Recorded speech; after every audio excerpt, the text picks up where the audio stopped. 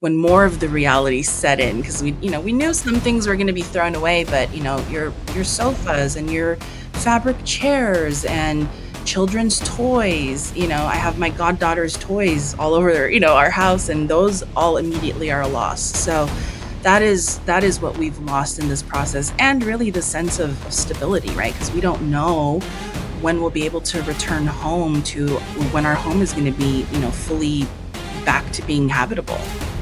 The reality is that you hear in the news and all of this, but the reality is that weather is really changing. I'm not a scientist, but it's more than obvious that it's happening. Even if people want to politicize this matter, the reality is happening. The winds that are happening 5 years ago cannot compare to what's happening now. There's this survivor's guilt that comes where you're like, well, my house is standing, we don't need anything, but at the same time you're displaced. And it took us a couple weeks to realize, yes, let's take on the help that we're being offered. When people become in a very difficult situation, that's when you really see people who really care. And it goes both ways. You never know if I'm going to be in the same position or you're going to be, Adrian. So all we need is kind of pay it forward, hoping that one day, if we're in a situation like that, good karma is going to come back to us. Glad to have you both here today. Oscar, I want to start with you and just kind of share with the audience the story of how we got to be here today. Well, we've been working together, Adrian, in the past year from now. We were working on the multifamily facilities council as a way for us to work together, come up with what's happening in our industry, and working as a collaboration with multiple people in the industry and the whole nation. Great people that are coming in and bringing their own knowledge to help us grasp what's going on in our industry, how we can improve both with technology and also with what the things that we're facing, everybody, when it comes to the maintenance operations and all those things. And then based on that, my involvement with IREM, Industrial Real Estate Management, at the national level with IREM Foundation and the outreach program as well. But at the same time, being the VP of Education, the Vice President of Education in my chapter, and having to know that we have other colleagues also in the different chapters. And the first thing that we reacted on this is making sure, when I asked my chapter colleagues, board of directors, and administration staff, is to determine, hey, is there any way that we can help our colleagues in other chapters? And in this case was LA, because of what was happening with the fires. So that's how I kind of outreach to Jamie, and we started having that conversation. And so, with that in mind, I thought about the idea of bringing it to your attention so that we can go ahead and have her come in and give us her perspective. We can learn a lot from this. Out of the bad stuff, some good stuff we can learn from this. And at the same time, a way of telling the audience to please find it in their hearts to try to help us, help the chapter in LA and IREM and everybody with money if they can, even if it's $1 or whatever it is, just to help us, because there's a lot of need. As much as you can see in the news is one thing, but the reality is in the battlefield where things are happening, there's going to be a lot of need moving forward. So every penny counts. So if we can do that, if people are willing to find it on their hearts to do that, to make sure that even if it's $1 or whatever, just in good faith, whatever we can use will be extremely useful for the people that are really going to go in it. And I know that Jamie will do her best and her entire chapter to make sure that that money goes to the right people that need it. First of all, I love the fact that we're just kind of bridging organizations. Most of our council members are NAA and affiliates. You're representing IREM, which is like a very important. It's like a worldwide group too. Many people don't know, as in international chapters. I've been involved in the past in local chapter here in Atlanta. They're doing amazing things. I applaud them, and I'm like super excited for us to get together, because at the end of the day we kind of serve the same purpose, right? It's just different organizations. And the first thing that came to mind while we're talking about the current situation in California, you mentioned that you actually know someone that's directly affected by the fires. I said, why don't we just do a special podcast about this individual that was like directly, deeply affected by the fire, and just to kind of raise awareness and see how our message could possibly help bring some relief for her and for others in similar situations. With this being said, Jamie, welcome to the show.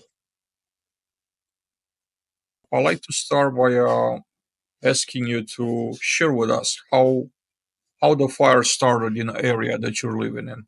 Yeah, so my family and I, we live in Pasadena, California, in Eaton Canyon. So we were impacted by the Eaton Fire on January 7th. I'm actually driving to Orange County to have dinner, and I got a phone call that we were evacuating. And I was a little confused because there was already a fire happening in LA that started that morning in the Palisades, and we're at least 40 miles from there.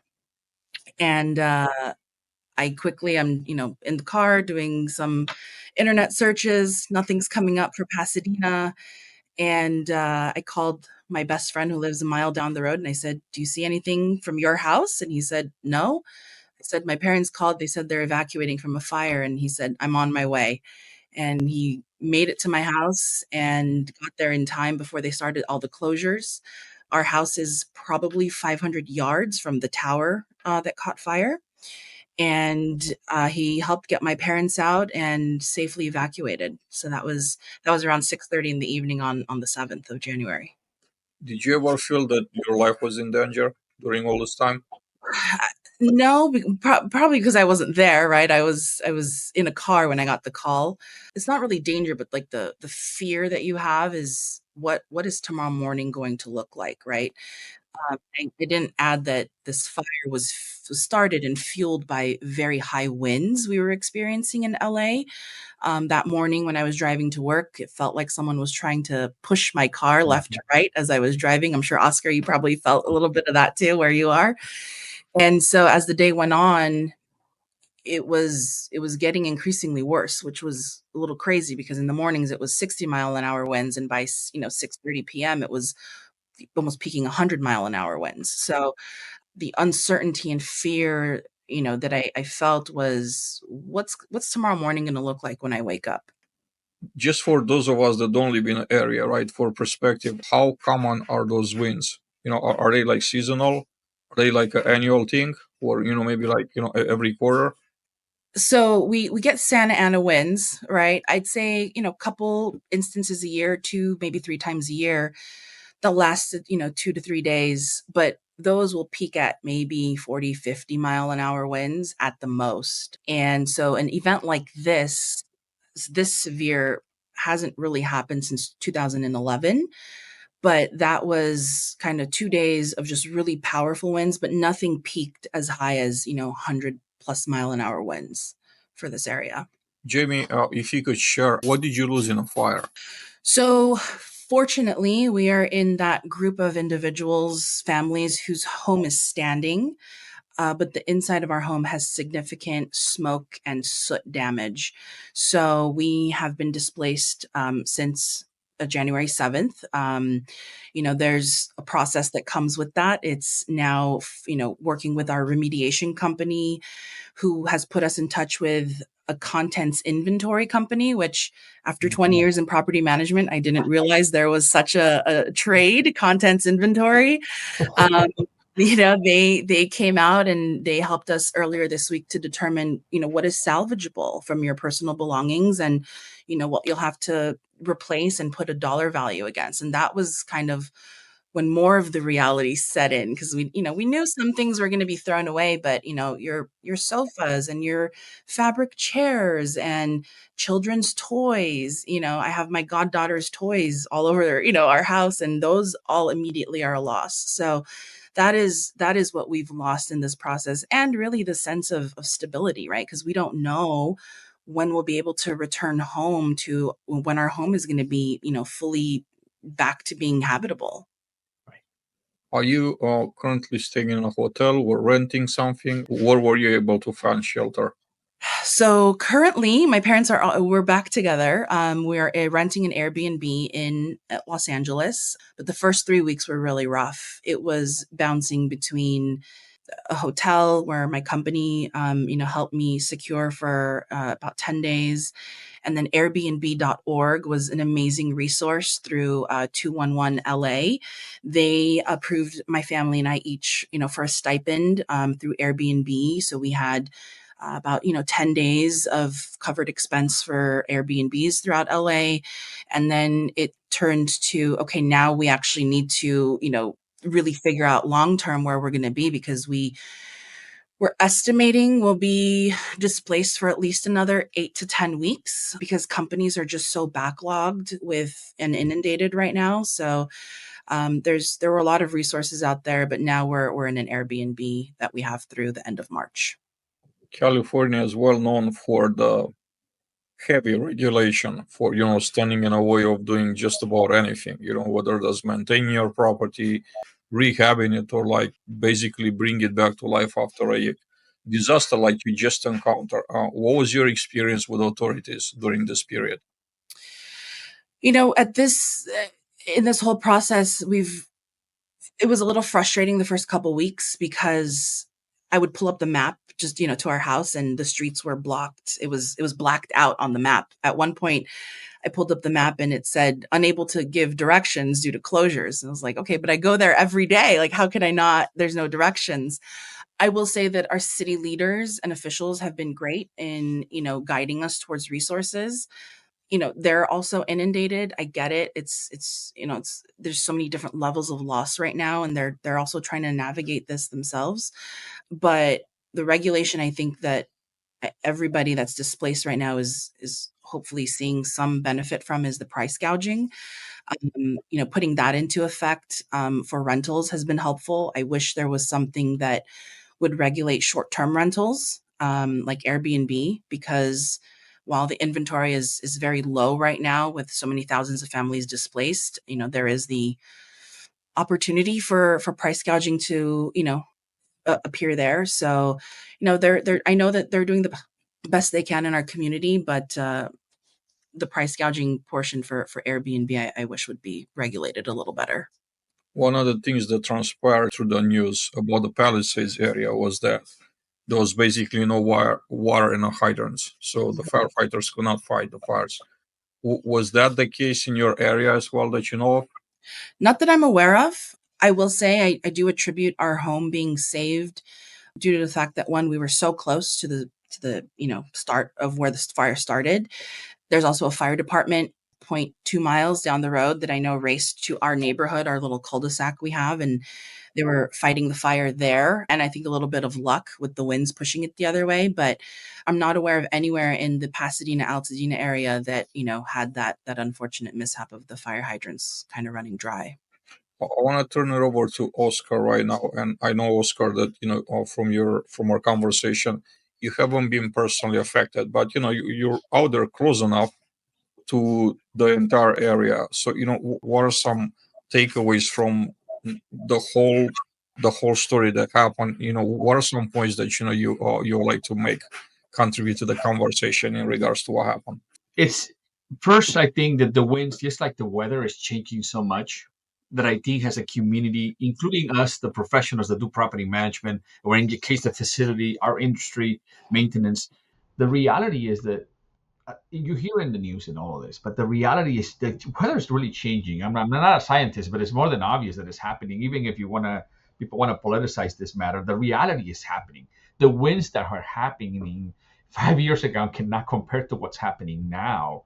I was close to 2019. There was also some really heavy winds, and in my area, actually, I was close to the hills, and there was fire. Luckily, we were still like 4 miles away, but we were very close. It was by the Irvine Regional Park, around that area by the freeways. So you see, that's the closest I got. But the high school where I graduated from, who I lived very close by, within half a mile, was the location where it was assigned for in case people needed to come in. So that got me thinking. In my community, where I am very lucky in the city, I live in Orange, in city of Orange, which is in Orange County. They have what's called the Certified Emergency Response Team. It's a program that they have here. So during the pandemic, I took it, but then they shut it down. And 2 years ago, I went back and finished it because as I do property management and I do this, I wanted to see whatever I could for safety for my tenants. So I try to take a proactive approach. So I learned a lot of those things. I learned CPR as well. And now as a VP of education, safety is a concern. But way, hopefully by June summer, I'm planning to do something in safety. But this is something that we just learned from Jamie. What you mentioned about the content evaluation, maybe that will be a great presentation for us to kind of begin to bring that, so we can explore that, and for us to be more educated. Because Jamie's just doing it out right now. Oh my God. I mean, she's been doing this. She's an expert on this matter and what we do every day. And we repeat it all constantly, but it's nothing like somebody who actually faces it and faces the challenge. And even though she's a CPM, a certified property manager, and we know all of this, the reality is once it happens to us, there's so much you know on training, but how much you're going to implement it because things can change and you need to be able to adapt. And that's what we do. But I think there's a lot to learn. Um, Obviously there's going to be things like the fire hydrants, what you just mentioned, and the civil matter as to that's going to be a political matter possibly at one point, good or bad. The reality is that people get affected. People get affected. Jamie was one very fortunate person, luckily. Other people weren't. So when Jamie perhaps seems extremely optimistic right now, it's probably because she's exploring how she's thinking about how other people unfortunately really face something worse. She's one of the fortunate ones. But people lost their homes. Some people lost family members. I mean, it was awful. But the reality is, as an industry, both and on both ends, we need to come together and kind of push real solutions, better training for ourselves to be as capable as we can be to get there. And my encouragement, I don't know if you have that in other states, but we're very lucky, at least in Orange County, in certain cities, maybe LA County has that. The CERT program, go ahead and get certified. Go get that type of thing. That doesn't mean that perhaps you're not going to use it, but at least you have a better understanding of that. Actually, it happened to me. My daughter, I took the CPR class in October or the beginning of the last year, and then I went with my daughter because I had a relative come from Mexico, so we went to Disneyland. I took them. My daughter was choking. Thankfully, because I just took the CPR class like 2 months ago. Before I was able to not panic and able to do that thing and help and actually save her life. So you see, certifications of that type of training can help. More education we learn, the better. We will not know it all until it happens. But I think that the giveaway for me is that we need more education, acknowledge where we are. Climate change it is happening, and we need to be better prepared. Thank you for sharing for your input. So I'm getting back to Jamie here, and I wanted to ask you specifically, what kind of support have you received so far, whether from the community or nonprofits or the government, local or federal? The support's been incredible from all angles, starting with my employer, the resources they've provided to those of us who have been displaced. The city of LA, 211 LA, provided us the connection to Airbnb. Friends, I mean, Oscar and I joke, but we're LinkedIn friends, right? We're 35 miles apart, but he found me on LinkedIn, and from him, from his chapter, the support, just showing that, and guiding us to resources, guiding my family to resources has been helpful. We have received, some federal funding from FEMA. We're still navigating that process. Insurance is its own beast that we're navigating, but it's come from all angles, whether it's monetary, gift cards, credits, toiletries. I mean, people are very generous, and they want to help, and they don't know how to help. And we're at this point where we're now like, okay, yes, we will accept the help, because the first few weeks were a little tough. We There's this survivor's guilt that comes where you're like, well, my house is standing. We don't need anything, but at the same time, you're displaced. And it took us a couple weeks to realize, yes, let's take on the help that we're being offered. What type of help is still needed, Jamie, out there? I mean, for the community, the donation centers are overflowing, but I know that folks who are displaced definitely need connection to housing resources. The market here, as it is very saturated. The inventory is very low at the same time, and so we're trying to help our members, our displaced, industry colleagues find long-term rentals.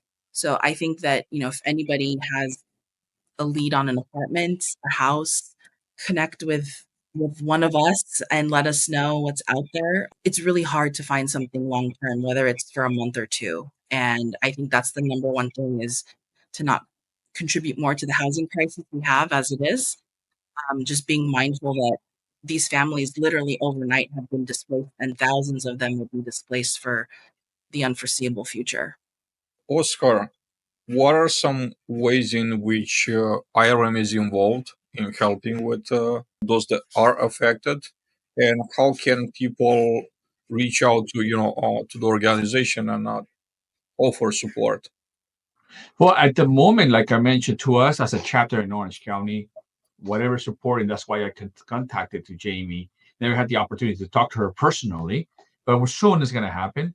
Out of this crisis, great friendships get created because when people become in a very difficult situation, that's when you really see people who really care. And it goes both ways. You never know if I'm going to be in the same position or you're going to be, Adrian. So all we need is kind of pay it forward, hoping that one day, if we're in a situation like that, that's going to good karma is going to come back to us. So in that aspect, like I said, in the case of us, I'm not sure about the other chapters, but I can tell you that on behalf of our chapter in Orange County, we were the first ones that we contacted, and I spoke to the executive staff, Marissa Greenway, and the vice president, Brianna Henry, and everybody. Hey, what can we do? Okay, we're making connections, and then we were able to financially help them with a little token of what we had to go ahead and help with a little donation, for example. And then we offer ourselves to Jamie, whatever you need. You need volunteers. Luckily, it's a good thing to have right now, a good problem to have that they have extreme volunteers, people willing to help, which is a good thing under this crisis. But now the issue is money, right? Try to find that. In my end, soon I'm going to be going to Property Con, which is one of the things that we're going to be in IREM at the national level. There's going to be like a convention, and then that's what I'm going to be doing, outreaching, hopefully, and hopefully Jamie and all of us work in the foundation or an IREM foundation, perhaps, or other within the organization. Maybe is there going to be something that we can do together? That's something that's just right now we're expanding it. After this, maybe we'll create something bigger, and hoping that other chapters as well as we did hopefully can also help. And this is why we're doing this podcast. This information, hopefully we can share it with IREM. Tell them, hey, our colleagues now more than ever need us. We need to help each other, one another, and help those in need. I want to make sure that I get the links and we put them in a show notes. So everybody that's watching actually this on YouTube, and then also on LinkedIn, we're gonna put out those in the comments for everyone that wants to help to actually have direct access to the links. Now, back to you, Jamie. What are some final thoughts? What are some things that you would like to share with the audience? As a leader in our community, as chapter president for IRMLA, I do want to note that our chapter is running a gift card fundraiser right now for our members. If you visit our website, irmla.org, on the top right corner, there's a dedicated link that I believe says wildfire donation. If you click there, it'll take you to a give in kind website, and you can make a donation in any amount for various different gift cards, whether it's Airbnb, Sephora, the Whole Foods, I think are the gift cards on there. So, and all the donations we get will be distributed to our members or employees of IREM's AMO accredited management organization employees. There's a lot of help that's needed out there, and you know, there's long lists, long waiting lines, to get that help, but we want to make it a little easier. And so this is just one way that we're going to be giving back. Jamie, Oscar, thank you for taking time to share your thoughts with us today. We right here at Multifamily X will do the best we can to push this message out, your message out, and then to get it to those that are interested in helping. I hope that things get better for you, Jamie, and then for the area in general. And if there's anything we could do here at Multifamily X, don't hesitate to reach out. Thank you so much. Thank you. Everyone, thank you for watching this special of Multifamily X podcast. Please check the show notes, access the links, and see how you could help the victims of this, horrible situation in LA. Take care.